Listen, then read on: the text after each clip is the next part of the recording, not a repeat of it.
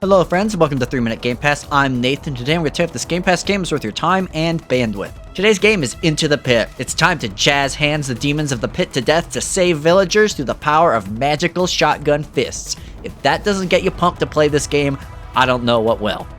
Into the Pit is an Xbox and PC cross-release that does feature cross-chivos but not cross-saves. There's no upgrades or anything for it, and it lasts about 6 to 9 hours. So what exactly is Into the Pit? Well, it's a first-person boomer shooter roguelike that I describe as if id Software made Hades. You play as a wanderer who stumbles across a village where all the villagers have been kidnapped into a demonic pit in the basement of town. Why they didn't just board that thing up is beyond me, but luckily you are equipped with magic hands, so you can dive into the pit, clearing out enemies and saving villagers on roguelike runs. At the start of each run, you'll pick a weapon for your right and left hand, which vary in range, spread, and so on, as well as an armor style upgrade. After that, you have to fight through 4 combat arenas per floor, choosing each room based on the reward you wish to receive. Inside those rooms are objects called moats, which are objects of power, which can provide either dungeon upgrades, such as improved luck, free revive on death, etc., or persistent currency, which can be used to buy stuff from the villagers after a run. The combat is straight boomer shooter, though it doesn't have as much emphasis on verticality as some of those games do. You move extremely fast and are expected to circle strafe some vicious enemies in order to murder your way through each area. Each one has a varying number of rune stones to destroy in order to finish the level, though you'll want to gather all the moats before leaving. After leaving, you're given an option to upgrade your hands with things like poison, charm, or other upgrades that are randomized. After completing 6 floors, you'll face the final boss of that pit and then get kicked out. It's worth noting that if you die, you don't actually lose any of your persistent currency, which is really nice. You can use that currency to buy passives that you can equip in a limited number of slots, as well as keystones that open up new portals that the pit can take you to. An interesting twist is you can combine 2 of these keystones, creating hybrid zones.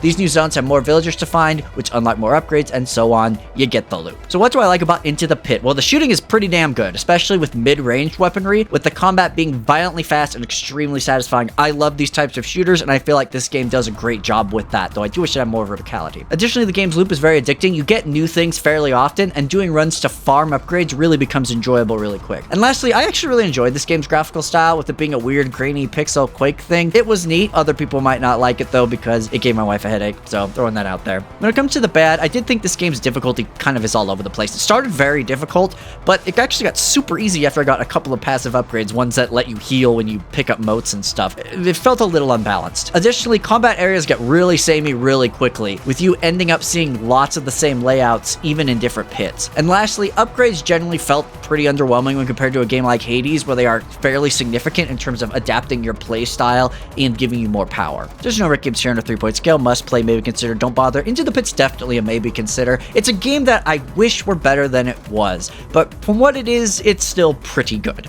I enjoy the aesthetic, and I'm a sucker for both boomer shooters and roguelike, so it really should have been a knockout for me. However, there just isn't a lot of variety in the content here, and the upgrades lack the kind of punch you'd expect from a roguelike. There's still some absolutely fantastic shooting and some mind-melting visuals, but as a complete package, it ends up being just okay. And that's all I have for you today. Thank you so much for watching, and go out there and enjoy Into the Pit.